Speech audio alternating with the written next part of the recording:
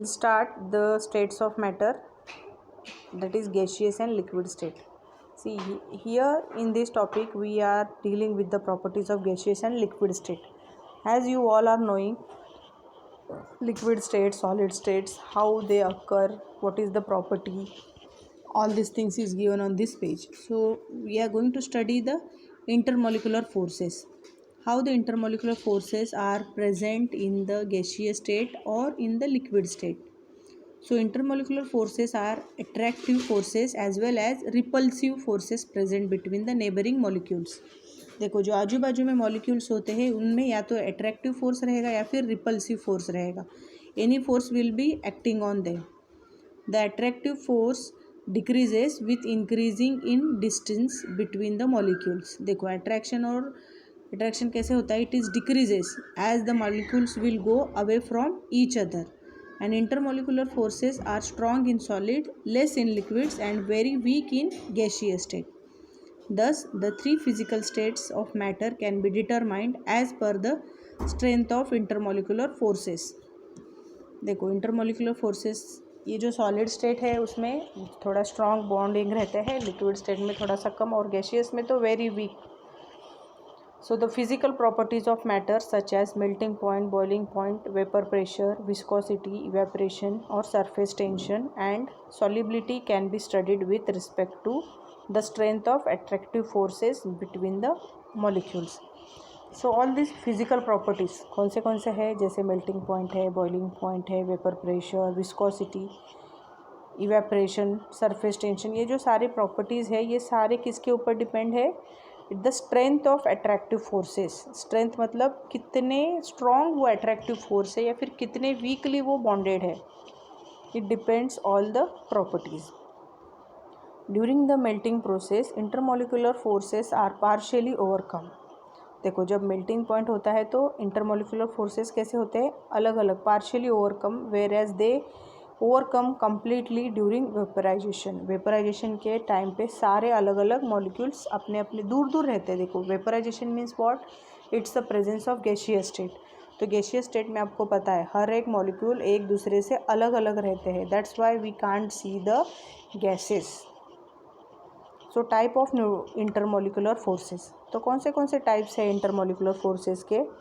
देखो, एक है डाइपोल डाइपोल इंटरैक्शन, दूसरा है ion dipole interaction, then third है dipole induced dipole interaction, then fourth hydrogen bonding and fifth is London dispersion forces.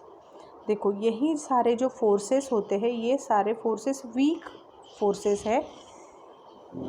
एक week है तो एक थोड़ा सा स्ट्रॉन्गर है. So these forces are present between the molecules. देखो, first will study dipole dipole interaction. Polar molecule experience dipole dipole forces of due to electrostatic interactions between dipoles on the neighbouring molecule. देखो, ये जो dipole dipole interaction है ये किस में present रहता है? It is present in polar molecules. और आपको पता है polar molecules means we studied in periodic table also electronegativity की. जिनकी इलेक्ट्रोनेगेटिविटी ज़्यादा है दे एग्जिबिट पोलैरिटी. ओके, और किसकी इलेक्ट्रोनेगेटिविटी ज़्यादा है? जैसे chloride, fluoride, bromide, sulphur, nitrogen, oxygen, ये जो एलिमेंट्स है ये जहाँ भी रहेंगे दे विल इंड्यूस्ड पोलैरिटी और उनका जो फोर्सेस ऑफ अट्रैक्शन रहेगा डाइपोल डाइपोल इंटरैक्शन. देखो, the polar covalent molecule is also described as dipole, meaning that molecule has two poles. कितने हैं पोल्स? उसको दो पोल्स है, एक इस साइड और एक दूसरा side. The covalent bond becomes polar due to electronegativity difference between the bonding atoms. ये क्यों होता है? Just now I told you it is because of electronegativity difference. Hence polarity is observed in compounds containing dissimilar atoms जैसे HCl.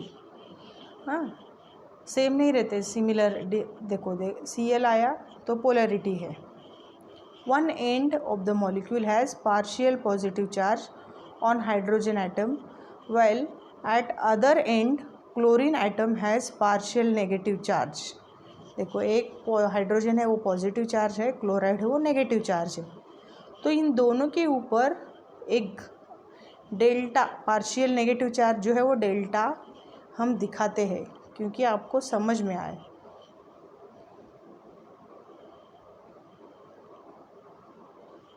कहाँ गए हम?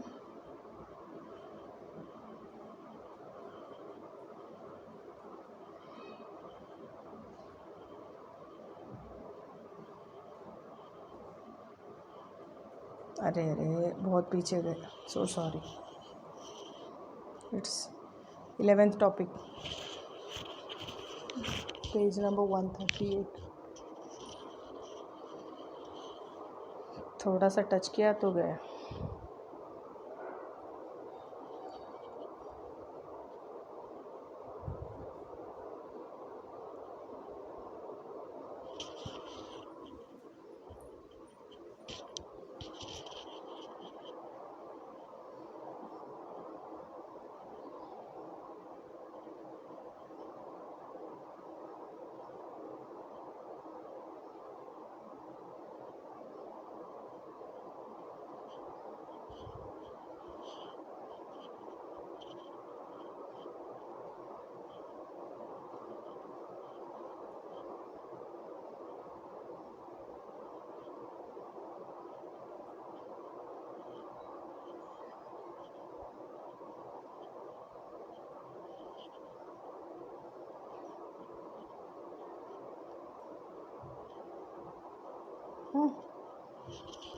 तो ये डेल्टा साइन प्रेजेंट होता है यहाँ पे देखो।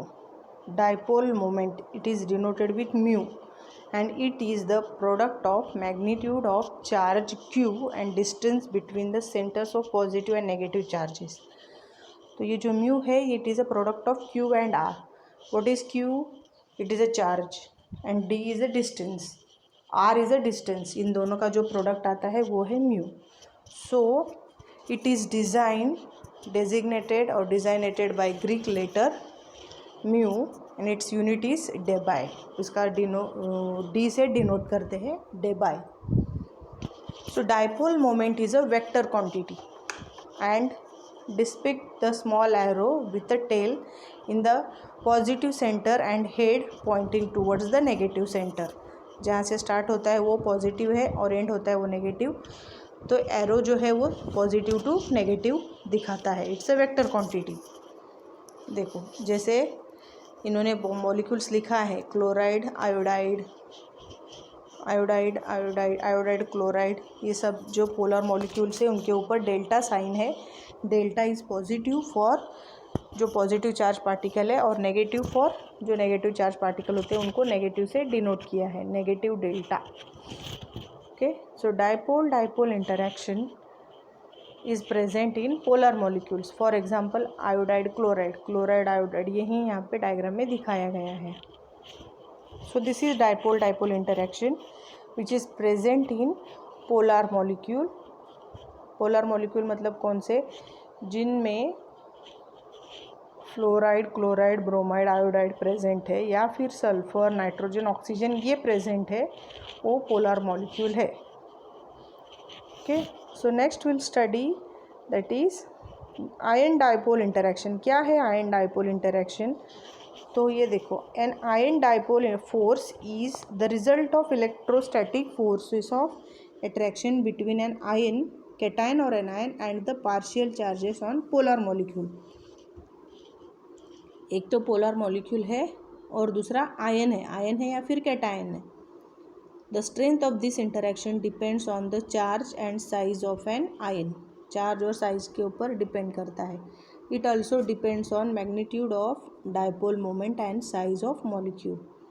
डाइपोल मोमेंट कितना है और उसका साइज़ क्या है। तो देखो यहाँ पे सोडियम है, आयन है और वाटर मॉलिक्यूल जो है वो पोलर मॉलिक्यूल है जो उससे सराउंडेड है। देखो सोडियम से अट्रैक्ट होते हैं ऑक्सीजन और ऑक्सीजन किससे अटैच है? हाइड्रोजन से।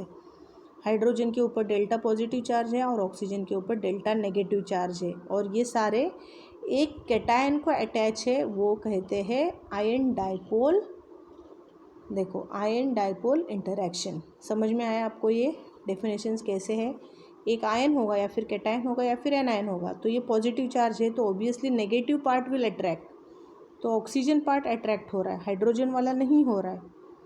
Okay, if sodium is present in water, this type of interaction will take place. Okay, so I am going to explain you the meaning of the definition and with one example.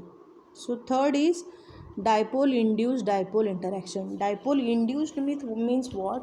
थोड़ी देर के लिए ये ऐसे effect create करते हैं, उसे कहते हैं इंड्यूस्ड. सो डाइपोल, इंड्यूस्ड डाइपोल मतलब थोड़ी देर के लिए वो डाइपोल के जैसे बिहेव करते हैं. When a polar molecule like water, ammonia and non-polar molecules like benzene approach each other, the polar molecules induce dipole in the non-polar. जो polar molecule क्या करते हैं? dipole induce करते हैं, जिसमें polarity नहीं है उसमें वो polar थोड़ी देर के लिए induced करते हैं. So they are creating for a temporary basis the induced dipole in the non-polar molecules. Hence temporary dipoles are formed by shifting of electrons cloud in non-polar molecules. For example, ammonia is a polar and has a permanent dipole moment, while benzene is non-polar and has a zero dipole moment. Ammonia polar है लेकिन benzene नहीं है. So the forces of attraction developed between the polar and non-polar molecule is of the type dipole induced dipole interaction. देखो ammonia है polar, benzene नहीं है, तो क्या करते हैं ये? They will induced polarity. देखो एक डॉट डॉट डॉट से दिखाया गया है और इसकी वजह से कार्बन पॉजिटिव होता है, हाइड्रोजन नेगेटिव हो जाता है. So this is called as dipole induced dipole interaction. Understood? और एक फोर्सेस आता है लंडन डिस्पर्जन फोर्सेस. देखो, the study of intermolecular forces present among non polar molecule on the individual atoms of a noble gas is very interesting. For example, benzene has a zero dipole moment and experience no dipole forces yet exist in liquid stage. देखो benzene में तो कोई polarity नहीं है लेकिन ये gases में है, लिक्विड स्टेज में है. So in case of non polar molecules and inert gases only dispersion force exist. Dispersion force are called London forces. देखो ये कब असाइन करते हैं? when the molecule is in inert gases. inert gases रहते हैं तो ये लंडन फोर्सेस क्रिएट हो जाते हैं उनमें. Due to an idea of momentary dipole which was proposed by German physicist Fritz London in 1930. This forces are also called van der Waals forces. ये जो फोर्सेस है खास तरह की फोर्सेस होते हैं जो कि गैसीय स्टेट में प्रेजेंट होते हैं. Sometimes they may have in liquid state also, but mostly we are having in gaseous state. तो ये weak forces of attraction सुन में रहता है तो उसका नाम है van der Waals forces of attraction. It's the weakest, बहुत ही पुअर वीक इंटरमोलिकुलर अट्रैक्शन है between two non polar molecules. Non polar मतलब जिनके ऊपर पोलैरिटी नहीं है. In general all atoms and molecules experience London dispersion forces. तो सारे एटम्स मॉलिक्यूल्स क्या करते हैं? ये फोर्स को एक्सपीरियंस करते हैं because it's a very weak force and it is somewhere how it is present. So which results from motion of electron. ये क्यों अराइज होता है? When electrons are moving and with the help of motion of electrons this forces is introduced. At any given instant of time, the electron distribution in an atom may be asymmetrical, giving the atom a short-lived dipole moment. This momentary dipole on one atom can affect the electron distribution in the neighboring atoms and induce monetary dipole in them. कि जिसमें already electrons नहीं है लेकिन they can introduce this dipole van der Waals forces. Why? Because of in the vicinity, they will come in the vicinity of electron distribution or electron motion. So for example, substances composed of molecules such as O2, CO2, N2, halogens, methane gas, lithium and other noble gases shows van der Waals forces of attraction. तो ये जो gases होते हैं ये van der Waals forces of attraction दिखाते हैं. So one more forces of attraction is there or bond, that is hydrogen bonding. देखो hydrogen bonding, see hydrogen bond is a special type of dipole interaction which occurs when hydrogen atom is bonded to strongly electronegative atom or in an atom with the lone pair of electrons. देखो जब hydrogen अपने vicinity में कोई more ज़्यादा stronger electronegativity वाला atom को experience करता है, then it will form a one additional bond with that more electronegative element. For example chloride, bromide, fluoride, chlorine, Br, nitrogen, oxygen, अगर सल्फ़र, अगर ये सारे हैं अपने आसपास हाइड्रोजन के आसपास, तो ये क्या करता है, it is forming a bond, additional bond. So it is called hydrogen bond. देखो the electrostatic force of attraction between positively polarized hydrogen atom of one molecule and highly electronegative atom which may be negatively charged of the other molecule is called hydrogen bond. तो ये hydrogen bond किस में है, देखो ammonia में है, यहाँ पे भी दिखाया गया है. देखो ये एडिशनल बॉन्ड जो है वो डॉट से दिखाया जाता है. देखो फ्लोराइड के साथ एक और बॉन्ड बनाया है. पहले तो एक नॉर्मल बॉन्ड है, लेकिन दूसरा जो है वो dotted bond, that is called as hydrogen bonding. नीचे और एक एग्जांपल है वाटर का, वाटर हाइड्रोजन बॉन्डिंग. देखो so in this way hydrogen bonding is present. यहाँ पे भी एक दिया है, देखो liquid water contains vast 3-dimensional network of hydrogen bonding. So such a hydrogen bondings are present. These are the types of interactions जो हमने अभी 4-5 है वो स्टडी किए हैं. See after this we will study the laws, gases laws. जैसे इसके पहले है प्रेशर, वॉल्यूम, ये सब आपको पता है. Even temperature, density, you all are knowing. So we will study about gaseous law. So gaseous law में we will study, so few laws are there for gases. When we are studying the gaseous condition, we have to think about temperature, pressure and volume. So at a time we can't fix all the things or we can't change all the things. So one things we have to keep in constant, so other twos are moving or changing. So first law is there. This law is called as Boyle's law. Statement of Boyle's law is, for a fixed mass of gas or number of moles of a gas at constant temperature, the pressure of a gas is inversely proportional to volume. मतलब देखो जब fix masses, जब gases के number of moles fix है और temperature constant है, तभी pressure और वॉल्यूम क्या करते हैं, इन्वर्सली प्रोपोर्शनल है. इन्वर्सली मीन्स अगर प्रेशर बढ़ता है तो वॉल्यूम कम होता है, अगर वॉल्यूम बढ़ता है तो प्रेशर कम होता है. In this way this law is there. So you will learn the law. देखो P is inversely proportional to V. अगर हम प्रोपोर्शनलिटी साइन निकालते हैं तो क्या इंट्रोड्यूस करना पड़ेगा हमें, तो PV is equal to K. So this is the statement for Boyle's law. P1 V1 is equal to P2 V2 अगर दो गैसेस है तो, and that is equal to some constant. So this is called as Boyle's law. इसके बाद है Charles law. देखो Charles law में क्या है, statement for Charles law is given here. At constant pressure, the volume of fixed mass of a gas is directly proportional to temperature in Kelvin. देखो अब यहाँ पे प्रेशर कांस्टेंट है, mass volume V जो है वो T से directly proportional है.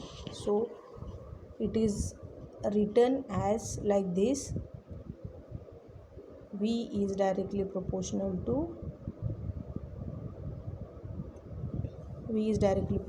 to T at constant pressure. देखो यहाँ पे एक ग्राफ प्लॉट किया है, P1 P2 है वॉल्यूम की तरफ, और ये दो अगर हम एक्सटेंड करते हैं दोनों ग्राफ को तो ये कहाँ पे मिलते हैं, they will meet at the point -273.15 degree Celsius, and this is also called as 0 Kelvin, and this temperature is also called as absolute zero temperature. क्या कहते हैं इसे, एब्सोल्यूट ज़ीरो टेम्परेचर। 0 केल्विन है, 0 केल्विन है मतलब वो सेल्सियस कितना होगा, -273.15 डिग्री सेल्सियस, तो उसे कहते हैं absolute zero temperature. So these are few laws that you must know. And next is Avogadro law है। एवोगैड्रो लॉ में कैसे, all equal volumes of all gases at same temperature and pressure contains equal number of molecules. ये तो हमने first topic में भी पढ़ा है। This is the ideal gas equation derivation है। ये तो सारे लॉज के कॉम्बिनेशन है। So just I want to know you about the laws. So this is the important topic from states of matter और the value of r is there. देखो ideal gas equation कहते हैं इसे।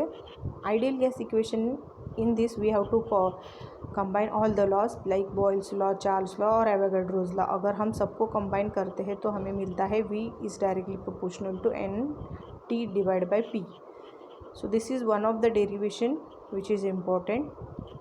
V is equal to R in the bracket NT divide by P। So V और R constant है, लेकिन ये सारे जो ब्रैकेट के अंदर है वो चेंज हो रहे हैं। सो हम क्या लिखेंगे, PV is equal to NRT by changing this. So this is called as ideal gas equation and R is a gas constant. R को क्या कहते हैं, गैस कांस्टेंट, और उसकी वैल्यू है R की, देखो जूल में 8.314 जूल पर केल्विन पर मोल। सो आपको ये वैल्यू याद रखना है। So this is the ideal gas equation. तो इतना थोड़ा सा आपको इम्पोर्टेंट है, इसलिए अभी ये लिया गया है। सो यू विल रीड दिस।